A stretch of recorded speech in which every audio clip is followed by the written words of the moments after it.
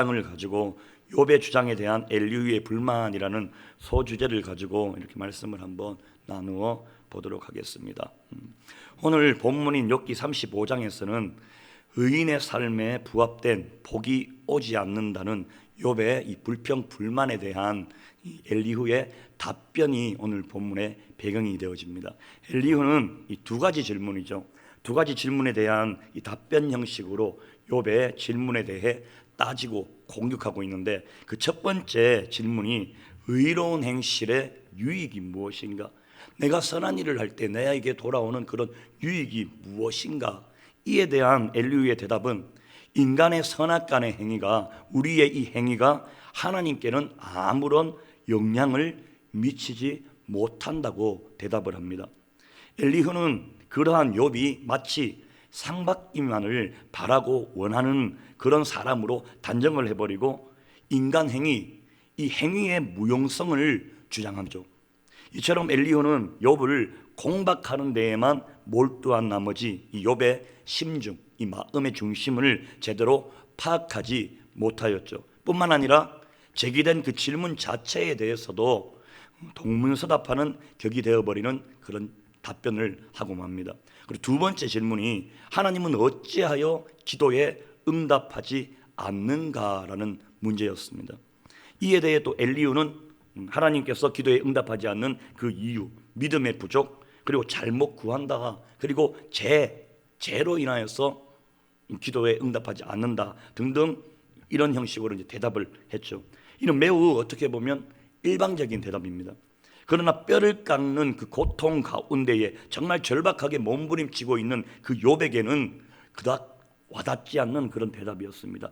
추상적인 그런 공론이었을 뿐이었죠. 이 답변 속에는 또한 욥에 대한 은근한 비방이 내포되어져 있음을 오늘 우리는 본문을 통해 알 수가 있습니다. 우리는 때로 신앙을 갖고 또 신앙을 가지고 삶을 살아갑니다. 그 신앙을 삼가는 격리시켜 생각하는 경우가 종종 있어요. 즉 말씀이 생활 속에 적용이 되지 못하는 상황을 이야기합니다. 이러한 신앙을 우리는 추상적이며 관념적인 신앙이다라고 이야기를 하죠.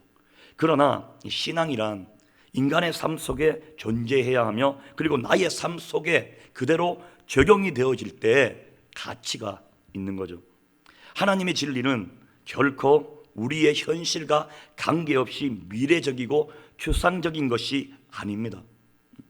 오히려 내가 살고 있는 바로 지금 이 순간, 바로 이 현 시점에서 느낄 수 있고 적용되어지는 진리인 줄 믿습니다. 또한 우리 기독교 역시 마찬가지입니다. 현실과 동떨어진 종교가 절대 아닙니다. 철저하게 인간을 사랑하시는 그 하나님은 하나님의 형상으로 지음받은 우리 인간, 바로 나 중심으로 역사하시며 이 세계를 주관하시죠. 따라서 본문의 이 엘리후의 말들은 이러한 기독교의 진리와는 어긋난 추상적이며 그리고 관념적인 자기 철학에서 나온 말들이라 할 수 있습니다. 이러한 의미에서 오늘 본문을 살펴보도록 하겠습니다. 우리 먼저 욥기 35장 2절 3절 말씀을 다 같이 한번 읽어보겠습니다. 자, 시작. 그대는 이것을 합당하게 여기느냐? 그대는 그대의 의가 하나님께로부터 왔다는 말이냐? 그대는 그것이 내게 무슨 소용이 있으며 범죄하지 않는 것이 내게 무슨 유익이 있겠느냐고 묻지마는. 아멘. 여기에서 보면 2절 같은 경우에는 번역상에 논란이 많은 그런 구절입니다. 세번역 성경에 보면 하단주에 따로 내 의는, 욥의 의를 이야기하죠. 내 의는 하나님의 의보다 더하다라는 또 다른 번역으로 소개되어지기까지 한 구절입니다. 사실 욥이 여러 차례 자기의 의를 주장한 적이 있습니다. 그렇지만 내 자신의 의가 하나님의 의보다 더 하다고 직접적으로 말하는 장면은 찾아볼 수가 없습니다. 자, 그렇다면은 욥이야, 만약 이 욥이 내 의가 하나님의 의보다 더 하다라고 이야기되어진다면은 욥이야말로 신성모독죄를 스스로 범하는 그런 것이 되어지죠. 결국 2절처럼 이렇게 강한 의미로 번역될 경우에는 엘리후가 욥의 지나친 자기 의를 강조하기 위한 가장법으로 보는 것이 맞다라는 거죠. 자, 이렇게 욥의 지나친 자기의 주장에 이의를 제기한 이 엘리후는 욥의 또 다른 발언들을 문제를 삼습니다. 우리 욥기 7장 20절 말씀 잠깐 한번 찾아보겠습니다. 욥기 7장 20절.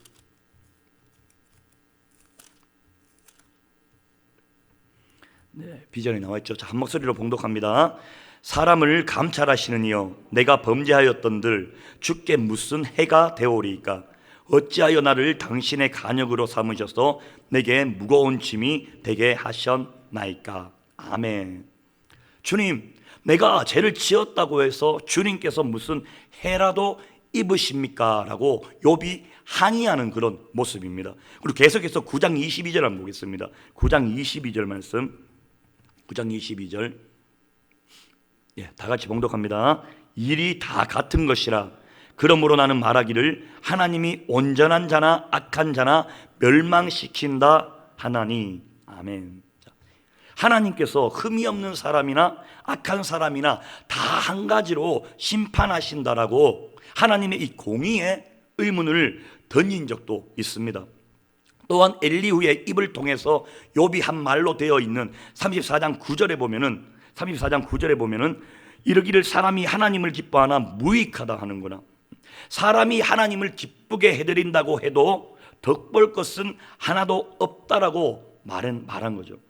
물론 이것은 욥이 상선벌하게 이 원칙이 적용되지 않는 그 현실을 개탄하면서 하나님의 공의의 이의를 제기한 것을 엘리후가 가장해서 말한 것으로도 풀이할 수가 있습니다.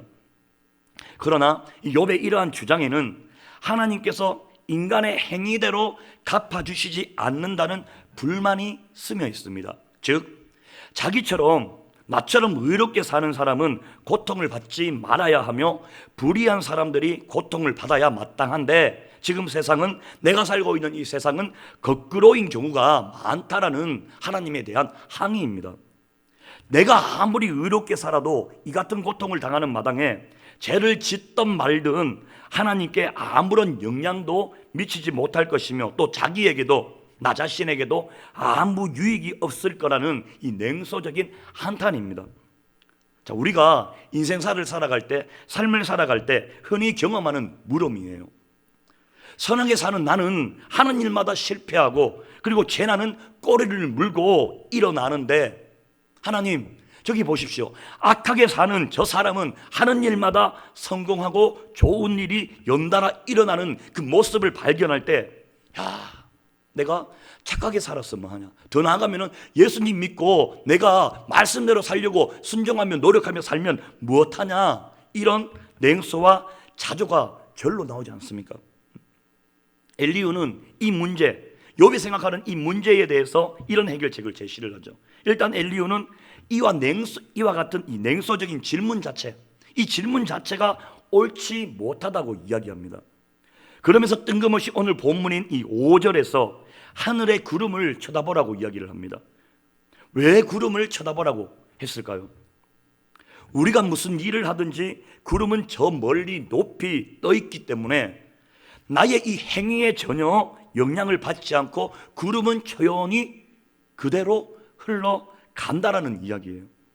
막말로 쉽게 표현하면 너는 말해라, 너는 짖어라, 나는 간다라는 식이죠. 이렇게 엘리후는 하나님이 하는 그 선악간의 행위가 인간이 하는 선악간의 행위가 인간을 절대적으로 초월해 계시는 그 하나님께 아무런 영향도 줄 수 없다는 사실을 강조합니다. 쉽게 표현하면 우리가 하는 그 모든 행위가 하나님에게는 아무 영향이 없다. 왜? 모든 것을 초월하신 분이시기 때문에 그렇다라는 것을 강조하는 이야기예요. 우리 오늘 계속해서 본문 6절 8절 말씀을 다 같이 한번 읽어보겠습니다. 욥기 35장 6절 8절 말씀입니다. 자, 한 목소리로 다 시작. 그대가 범죄한들 하나님께 무슨 영향이 있겠으며 그대의 악행이 가득한들 하나님께 무슨 상관이 있겠으며 그대가 의로운들 하나님께 무엇을 드리겠으며 그가 그대의 손에서 무엇을 받으시겠느냐. 그대의 악은 그대와 같은 사람에게나 있는 것이요 그대의 공의는 어떤 인생에게도 있느니라. 아멘. 지금 엘리후가 욥 연장자죠. 욥 어른이잖아요. 욥 어른께서 죄를 지었다고 한들 하나님께 무슨 손해가 가며 어른의 그 죄악이 크다고 한들 하나님께 무슨 영향이 미치겠습니까? 또 욥 어른께서 의로운 일을 하셨다고 한들 하나님께 무슨 보탬이 되며 하나님이 어른에게서 얻을 것이 무엇이 있겠습니까? 욥 어른께서 죄를 지었다고 해도 어른과 다름없는 인간들에게나 손해를 입히며 욥 어른께서 의로운 일을 했다고 해도 그것은 다만 다른 사람, 인간에게나 영향을 미칠 뿐입니다라는 엘리후의 답변입니다.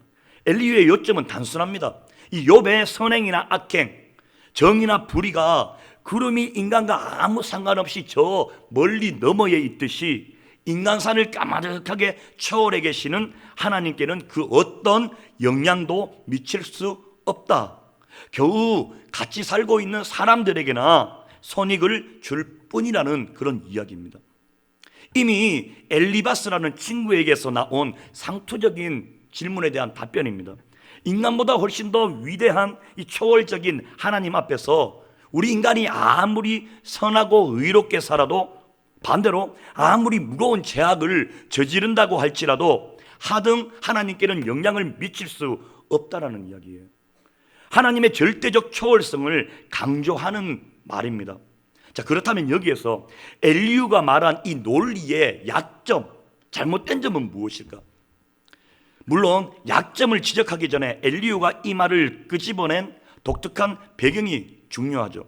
두말할 필요도 없이 지금 엘리후는 욥의 지나친 자기의 주장을 비판하기 위해서 하나님의 초월성을 강조합니다. 다시 말해 무죄한 가운데에도 이 고통을 당하니까 선하게 사나 악하게 사나 무슨 소용이 있습니까 하면서 냉소주의, 도덕적 패배주의 혹은 방종주의에 빠진 것을 질타하면서 하나님의 주권을 변호하려고 한 말입니다. 그러나 엘리후의 이 말이야말로 계속해서 질문이나 구걸하며 헛바퀴나 돌리는 무익한 발언이 아닐 수 없습니다. 자, 여러분 잘 들으셔야 됩니다. 하나님은 초월적인 분이 맞으세요. 그러나 동시에 내재적인 분이시기도 합니다. 또한 하나님은 인간과 세계를 뛰어넘어서 초연히 계시기도 하십니다. 그러나 아버지와 자녀의 이 관계처럼 인간과 인격적이고 윤리적인 사귐을 이루어 가시는 분이 바로 하나님이셔요. 하나님은 물론 인간의 나의 이 행위에 따라 좌우되시는 분은 아니셔요. 그렇지만 나의 인간의 이 행위를 낱낱이 살피시는 분임에는 틀림이 없습니다. 하나님의 주권과 자유가 인간의 행위에, 나의 행위에 의해 제한받지는 않지만 그럼에도 불구하고 인간의 행위를 엄중히 지금 이 순간에도 살피시고 계시는 분이 하나님이에요. 만일 엘리후가 욥의 지나친 자기의 이 주장을 꾸짖기 위하여 이렇게 하나님의 초월성만 강조할 경우에는 우리 인간이 도덕적으로 방종주의에 빠지거나 냉소주의 또는 허무주의에 빠지는 것을 어떻게 막을 수가 없습니다. 초월성만이, 하나님께서 이 초월성만을 가지고 있다면은 우리가 예수님을 믿는다고 해도 하나님의 말씀대로 살아가야 돼. 왜 살아가야 되지? 왜 내가 남을 도와주면서 살아가야 되지? 이러한 질문에 대한 답이 될 수가 없습니다. 이것이 엘리후가 말하는 논리의 약점이에요. 단편적인 하나님만 바라보고 그 하나님만을 바라보는 거예요. 예를 들면 이 부분과 비슷하죠. 우리가 각자 우리 성도님들, 오늘 새벽에 나온 우리 성도님들도 각자 만난 하나님이 다 다릅니다. 공의의 하나님, 심판의 하나님을 만나신 분이 계신다고 하면은 사랑의 하나님, 자비의 하나님을 만나신 분이 계시고 이것을 다 함께 만난 분도 계셔요. 그런데 내가 공의의 하나님만을 만났다고 하나님은 공의로운 분이시라는 것만 계속해서 강조해서 많은 사람들에게 이야기하고 단다면은 그러면 다른 사람 만나주신 이 사랑의 하나님은 그 하나님이 아니실까요? 바로 이 이야기입니다, 여러분. 이상과 같이 이 욥의 자기의 주장에 하나님의 초월성으로 맞받아친 이 엘리후는 이제 두 번째 질문으로 넘어가죠. 악인의 기도에 대해서 언급을 합니다. 악인의 응답받지 못하는 기도 문제를 거론하기 전에 이 엘리후는 은근히 욥이 하나님께 기도하지 않는다며 비꼬죠. 그게 9절 11절 말씀이에요. 오늘 본문 9절에서 11절 말씀 한번 찾아 봉독하겠습니다. 자, 시작. 사람은 학대가 많으므로 부르짖으며 군주들의 힘에 눌려 소리치나 나를 지으신 하나님은 어디 계시냐고 하며 밤의 노래를 주시는 자가 어디 계시냐고 말하는 자가 없구나. 땅의 짐승들보다도 우리를 더욱 가르치시고 하늘의 새들보다도 우리를 더욱 지혜롭게 하시는 이가 어디 계시냐고 말하는 이도 없구나. 아멘. 무슨 말이죠? 사람들은 억압이 심해지면 부르짖고 세력이 있는 자들이 억누르면 누구에게나 구원을 청하면서 울부짖지만 그들을 창조하신 하나님께로는 돌아가지 않는다. 어두운 때에도 희망을 주시는 그 창조주 하나님께 돌아가지 않는다. 하나님이 우리에게 짐승이나 새가 가진 지혜보다 더 나은 지혜를 주시는데도 하나님께로 돌아가지 않는다. 두말할 필요도 없이 욥이 어려운 일을 지금 만나도 사람에게나 자꾸 위로를 받으려고 기웃거리기나 하지 창조주 하나님께 기도하지 않는다며 은근히 비난하는 말이에요. 그러면서 엘리후는 욥이 만에 하나 부르짖으며 기도해도 응답되지 않는 그 이유에 대해서도 설명을 합니다. 오늘 본문 12절 13절입니다. 오늘 본문 12절 13절 다 함께 봉독합니다.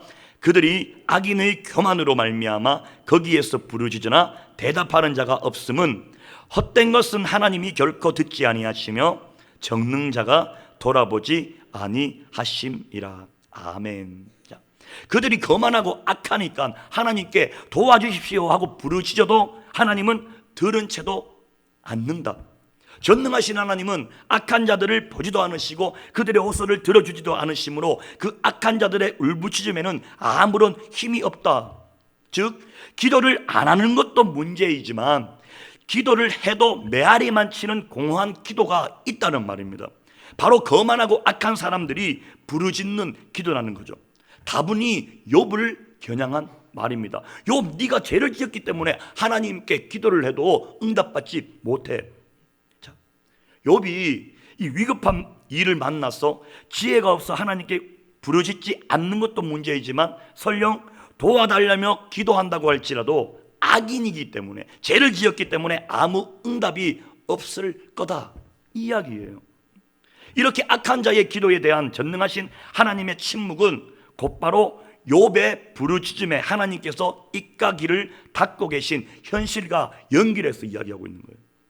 기도에 대한 이 엘리후의 말 또한 그 자체로서는 문제가 없어 보입니다. 그렇지만 욥이 처한 이 상황에 적합하지가 않습니다. 그 첫 번째, 욥이 지금 그 고난 속에서도 기도를 안 한 것이 아니에요. 계속해서 하나님을 향하여 부르짖었음에도 응답이 없다는 이 차가운 현실을 엘리후는 간과해 버립니다. 그리고 두 번째, 만일 욥이 기도했더라도 하나님께서 묵묵부답으로 일관하셨다면 이거야말로 욥이 악인이라는 사실을 반증한다는 이 엘리후의 말도 옳지 않죠. 왜냐하면 하나님의 자유는 의인의 기도에 침묵하시는 그 자유도 포함되기 때문입니다. 제가 한번 우리 성도님에게 물어보겠습니다. 우리는 예수 그리스도를 내 삶의 주인으로 모셔드린 의인입니다. 우리 성도님들 기도하신 그 모든 기도 제목들을 가지고 기도하셨을 때 전부 모두 다 응답 받으셨습니까? 아니에요. 받지 못했죠. 왜? 의인의 기도에도 침묵하시는 자유를 가지고 계시는 분이 하나님이시기 때문이에요. 결국 이 욥이 처한 이 극한 상황을 고려하지 않은 채 하나님의 초월성과 기도에 대하여 원론적인 그 입장만 되풀이하는 이 엘리후는 이전에 욥을 위로하러 왔던 이 욥의 세 친구들과 하등 다를 바가 없는 결국은 돌팔이 일사였다는 거죠. 자, 엘리후의 세 번째 말은 대단히 부정적인 인상을 심어주기에 충분합니다. 친구들과 비슷한 내용의 이야기를 비슷한 스타일로 계속해서 이야기합니다. 세 친구가 세 번씩 돌아가면서 비슷한 논리로 자기를 신문하고 지금 정죄를 했는데 이제 엘리후마저 벌써 세 번째 친구들과 이 비슷한 논조로 욥 자신을 공격을 합니다. 욥은 정말 기가 막히죠. 그것도 욥이 했던 말을 크게 더해서 부풀려서 이 욥을 도덕적 냉소주의자, 방종주의자, 허무주의자로 몰아붙입니다. 아예 기도가 응답되지 않는 이유가 악인인가다. 네가 죄를 범해서 죄인이기 때문이라고 단정을 합니다. 얼마나 괴로웠겠습니까? 지금 여러분 기억하십시오. 욥에게 필요한 건 무엇입니까? 옳고 그름이 아니에요. 따뜻한 그 마음을 안아줄 수 있는 그 위로의 말 한마디를 기다리고 있는 게 바로 이 욥입니다. 그런데 그러한 상황 가운데 있는데 벌써 세 명의 친구에게나 똑같은 그런 내용을 가지고 비슷한 논리를 가지고 공격을 당했는데 이 엘리후라는 사람이 또다시 한번 그 욥의 이 가슴에, 멍든 가슴에 대못질을 한 거예요. 그게 오늘 본문입니다. 자, 이렇게 본다면은 욥이 엘리후의 말에 일절 대응하지 않은 이유는 엘리후의 말이 옳았기 때문이 아니라 대답할 일고의 가치도 없기 때문이라는 사실이 드러나죠. 적어도 이 오늘 본문 35장의 세 번째 엘리후의 발언에서 드러난 이 엘리후의 말은 욥의 지금 처한 그 처절한 상황을 전혀 고려하지 않고 매우 비정하고 잔혹한 언사라고 볼 수 있습니다. 위로하러 오는 것이 아니라 오히려 쉽게 이야기하면 그거죠. 우리 집에 불이 났는데 와서 휘발유 붓는 거예요. 휘발유. 지금 이미 여러 번 이 욥기를 통해서 말씀드린 적이 있지만 옳은 말이라고 해서 다 적절한 말은 아니다. 내가 옳다고 해서 그 위로를 필요하는 그 사람에게 그 말을 그대로 하면 이 말이 상처가 되어진다면은 그 말은 조금 더 살리는 말로 바꾸어서 전할 수 있는 지혜가 있으시기를 정말 축복합니다. 엘리후가 내뱉은 말도 옳은 말이기는 하지만 옳은 말이기는 해요. 그렇지만 이 욥의 가슴을 더 후벼 파는 말이었습니다. 상처가 되는 말이에요. 죽이는 말이었습니다. 오래전에 어떤 신문에 이런 기사가 난 적이 있습니다. 어떤 병원에 간호사가 이식수술을 위하여 제거된 아직 살아있는 그 심장을 운반하다가 땅바닥에 떨어뜨립니다. 그것을, 심장을. 아직 발딱발딱 살아서 숨쉬는 이 심장이었지만 흠집이 생기자 처벌이 두려운 나머지 그냥 쓰레기통에다가 버리고서 허위 보고서를 작성해서 그냥 올려버립니다. 그리고 시간이 지난 후에 나중에 간호사의 이 비리가 발각이 됩니다. 그래서 이 간호사는 250불의 벌금을 물고 해직을 당합니다. 그런데 이 간호사에게 부과된 공식적인 제목이 우리나라 말로 번역하면 무엇이냐면은 사람의 심장을 잘못 간수했음이라는 죄였습니다.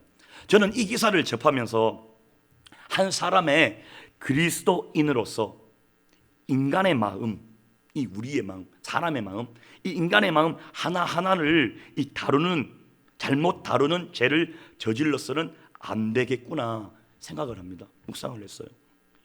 뭐죠? 나의 이 입술에서 나오는 이 말로 인하여서 그 사람의 그 마음을 다치게 하는 그런 죄는 범하지 말고 살아가자. 말을 조심히, 말을 더욱더 살리는 말을 하기 위해서 노력하며 살아가자라는 그런 생각을 했습니다. 오늘 본문에 나온 이 엘리후도 마찬가지입니다. 분명히 하나님이 직접 욥 앞에 발현하시기 전에 엘리후가 모종의 어떤 긍정적인 역할을 하는 것만은 분명한 사실입니다. 이 뒤에서 계속해서 보시겠지만 36장 37장 네 번째 발언에서도 살펴보면 고난에 대한 해석은 엘리후만의 공헌이라 말할 수 있기에 분명히 좋은 면이 있어요. 그러나 오늘 말씀을 통해서 나타난 이 엘리후는 이전에 세 친구들과 진배 없이 상처난 그 욥의 마음을 아주 부적절하게 다루는 돌팔이 의사였습니다. 말씀 정리하도록 하겠습니다. 자,